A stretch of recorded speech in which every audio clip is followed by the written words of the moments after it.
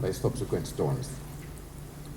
In the rest of this presentation, I examine how mainly individuals with limited institutional support have attempted to maintain different types of exchanges between Central America and St. Vincent.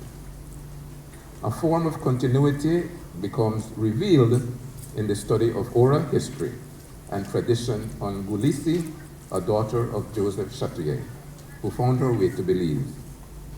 Using the themes of body and soul, I analyzed the significance of the Gulisi story. Finally, I referred to the launch of the International Garifuna Research Center as being able to develop opportunities where Caribbean students can improve on their research skills. Both international capitalism and climate change reflect intrusions that are beyond our control.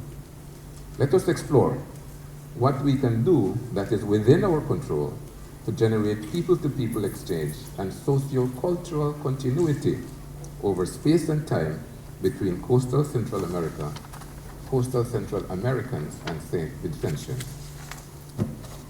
Fortunately, the account of the last Carib War in St. Vincent, together with the exile to an early settlement in Central America, have been well recorded, giving us the reputation of being probably the most documented in the transition from one geographical area to another in the New World.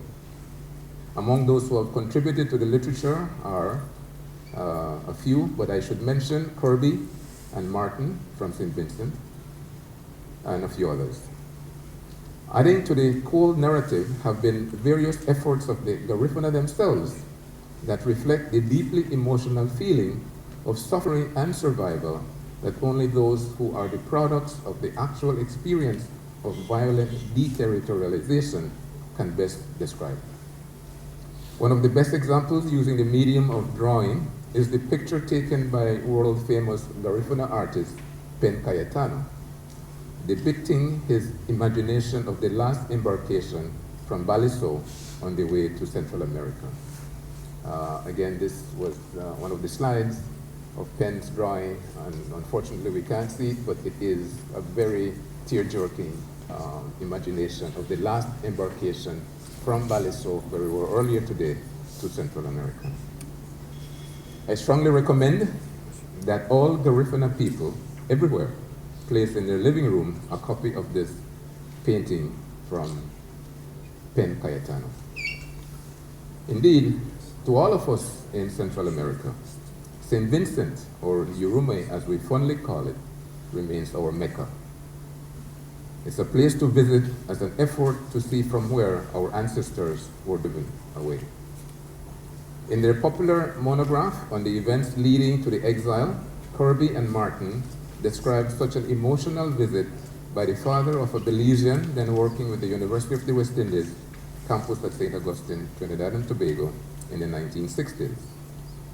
With the greater ease of air travel over time, several of us from Central America have visited St. Vincent, and I'm happy to say that many persons from here have come to spend time with us in Central America. There have been efforts to move away from casual visits to deepen the relationship, such as school children from here establishing pen pals with their peer in Belize, teachers of the Garifuna language from Belize coming on teaching tours here. In 2001, musician and painter Belizean Pen Cayetano came on a UWI visiting scholarship and established rapport with many persons here. In 2011, James Lovell and Eleanor Bullock from New York conducted workshops in music and dance that were very well received. I was moved when I saw the video resulting from their work, showing some young men and women from St. Vincent singing and dancing in traditional Garifuna music. It shows that when we try, we can move the ocean and the mountains that separate us. And here I have to mention that during this visit earlier today to Palacio, there was a group that performed and did some singing and also did some drumming. It was very moving because they learned this over a short period of time, yet they were able to perform quite authentically, I would say. It was really, really very, very impressive. To a large extent, all of these efforts have been individually motivated with minimal institutional support. As a result, their main impact has been more to indicate to us the potential for sustained people-to-people contact. It is our prayer that the Garifuna Heritage Foundation, which is based in St. Vincent and is sponsoring this gathering, will lay the infrastructure for much follow-up in the near future. Let me also mention that from the diaspora, with reference to sisters and brothers in the United States of America, Jose Avila, with others, has been leading an effort with some institutional support to consolidate linkages between our people in New York and St. Vincentians. At the bottom of any people-to-people blending is the need to explore whether there are any family ties and which individuals can be identified as roots extending from one place to another.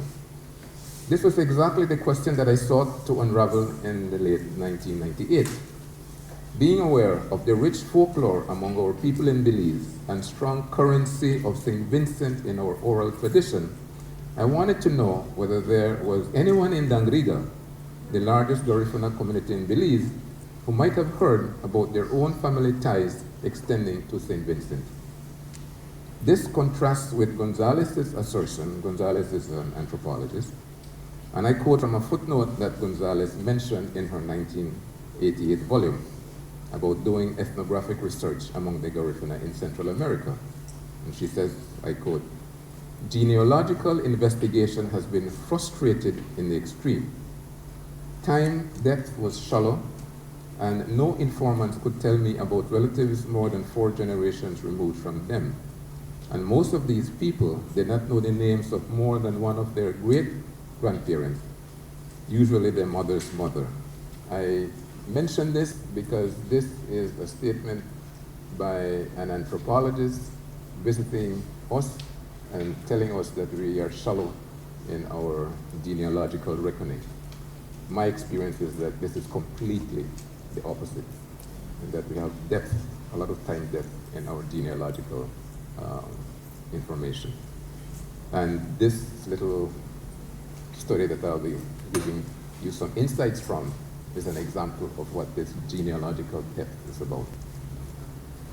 When I asked my question, I did not know that cultural geographer Davidson had done research among a family in Nicaragua whose last name, Sambula, had been found in the list of the 1997 arrivals in Roatan. While the Davidson study was fortunate enough to have access to the archival record as guide to family continuity, and what Davidson did was to show that Sambula was one of the chiefs that was exiled, was found in Central America, not so much in Honduras, but in Nicaragua. So, while the Davidson study was fortunate enough to have access to the archival record as guide to family continuity, I started off with no such reference, but with a strong hunch that the memory of some individuals could be jogged hard enough to reveal family ties between St. Vincent and Central America, more specifically Belize. I'm happy to say that I did not have to do much jogging of memory. I started by consulting my long-term friend, colleague, and compadre. Compadre is a Spanish term that we use in Belize. It means that this particular friend of mine was the godfather of my children. So we call each other compadre. So I asked him if he knew of such a person who could trace their genealogy back to St. Vincent. His quick reply was that he had heard an elder refer to her own family roots going back to the daughter of Paramount Chief Joseph Chatelier. I could not believe my ears. He further said that although the elder had passed on, her younger sister was still alive and that she might have some information. I immediately rushed to the elder sister's house, to whom Roy referred me. When I got there, I paid respects in our language and could hardly help myself as I asked her the question. She obviously saw the anxiety in my face, and in true fashion of an elder to a younger, inquisitive student, she humored me by saying, and I quote, "Oh, my son, you come too late." The one person who really knew everything was my sister Emilia, who passed on some time ago. She was much closer to our grandmother Amahuni, who gave us the story of the suffering of our people in Yurume, their crossing to Roatan, and their next crossing to Belize. Besides, Emilia was smarter than me and had better recall. But if you want, I could share the little bit of foolishness that I still remember. And foolishness could be translated in English as my little 2 cents worth. I will share with you. She could barely finish her sentence when I pleaded with her, "Can we start now?" My informant opened the door and allowed me into her home. She introduced herself as Felicita Francisco, better known as Miss Baby. She added that Amahuni was her mother's mother, and that Amahuni was the granddaughter of Gulisi, who was the daughter of Joseph Chatouillet. Gulisi probably is the Garifuna version of Marie-Louis, daughter of Joseph Chatouillet, who found her way to Belize.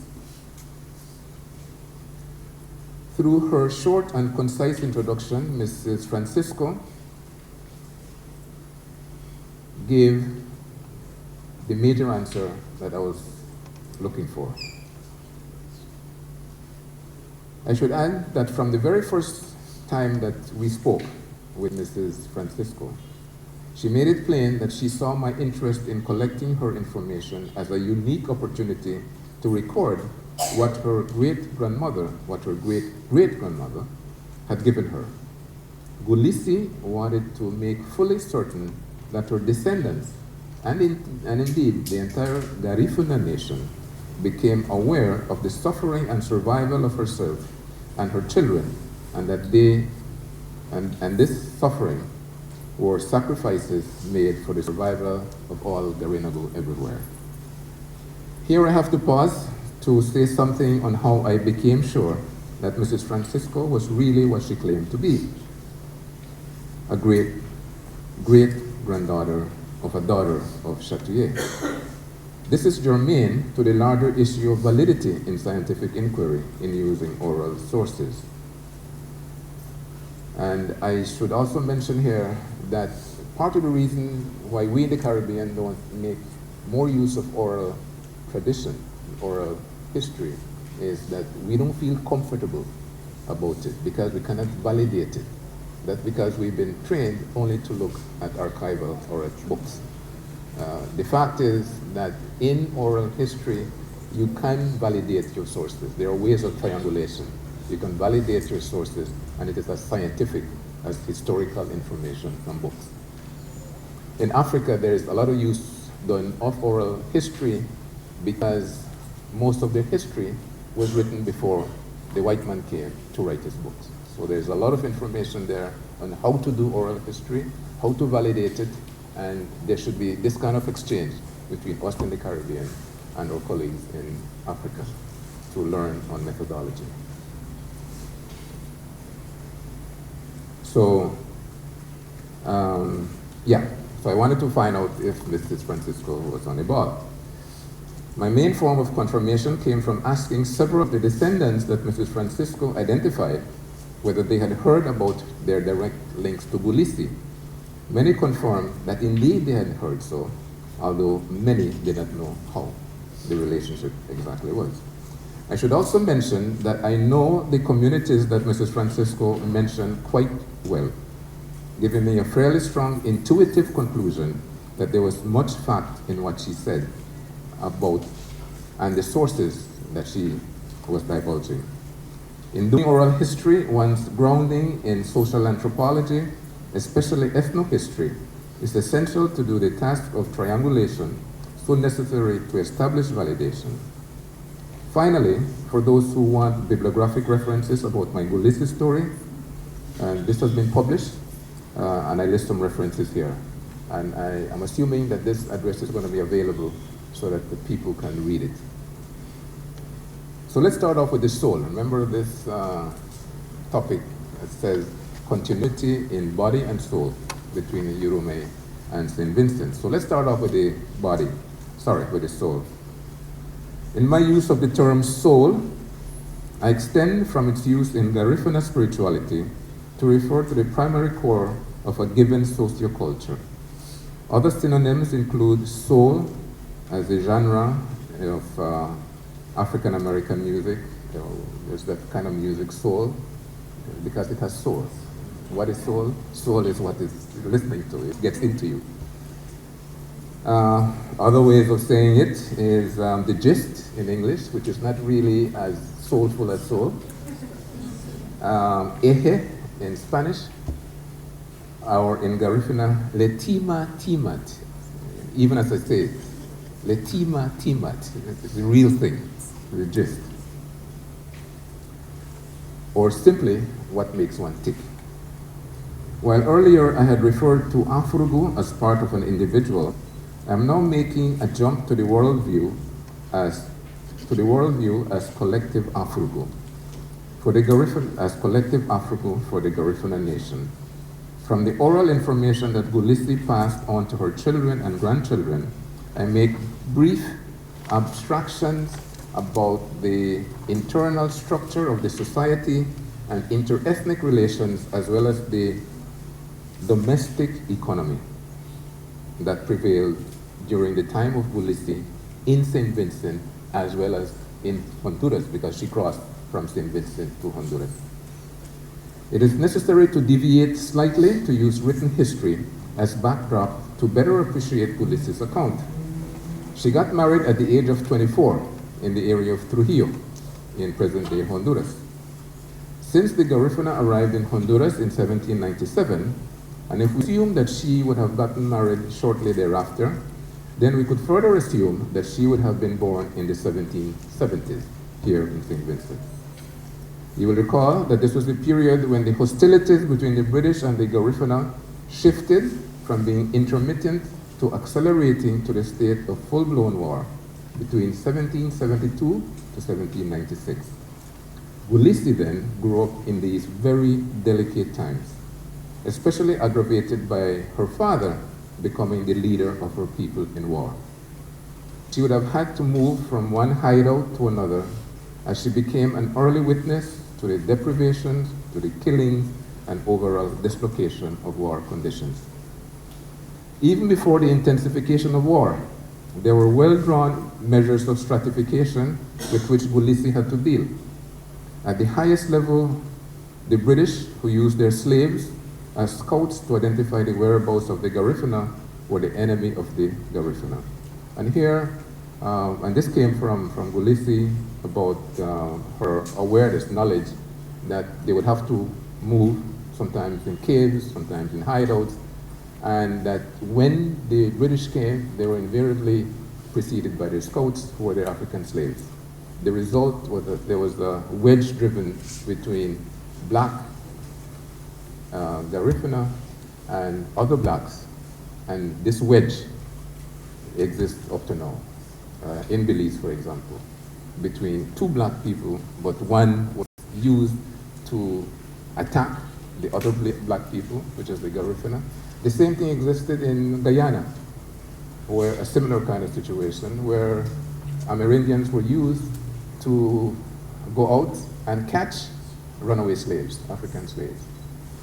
And the result was a conflict between Amerindians and African slaves. This is colonialism, this is exploitation, it's also called divide and rule. And the effect of that still remains with us today. Even in the United States, there are also examples of that. we need to be aware of that even as we are talking about Gulisi, who was giving her experience, and all I'm doing now is just to widen it a little bit to let you know what the larger picture was. Gulisi spoke about her experience. We can also elaborate it a little bit.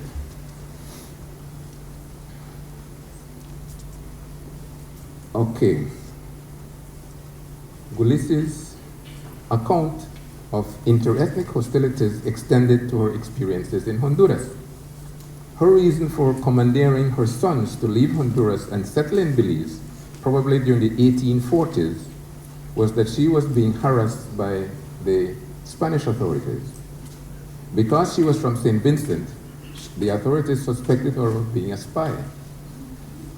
Now, you have to also be aware that at that point in time, particularly in Honduras, there were Haitian blacks, and there was living in Trujillo and coming from Haiti, which at that time was going through the last phases of its revolution. Anybody who spoke French, and Gulisi would have spoken French, would have been suspected of being a spy coming from Haiti. So again, there was that inter-ethnic conflict which existed that she had to be aware of. At this time, not so much in St. Vincent, but in Honduras, across in Central America. After such an incident of being accused as a spy, and in this particular incident, she was almost killed, only one out of several in which she was almost killed in Honduras, she decided to leave Honduras and make the long, treacherous boat trip from Honduras to Belize. During that trip, one of her sons was washed into the sea. So the awareness of the several opposing sentiments against her and her people in St. Vincent and Honduras became a way of life for her. Again, bear in mind that she was coming from war conditions. She goes into Central America and faces similar kinds of situations, putting her into this hostility mode. And this, again, is an experience of the Garifuna people. Back in St. Vincent, there were also intertribal differences among her people, about which Gulisi gave an account. And again, we've just spoken about interethnic, but there were also divisions among the Garifuna people here, according to Gulisi. They were divided into different groups.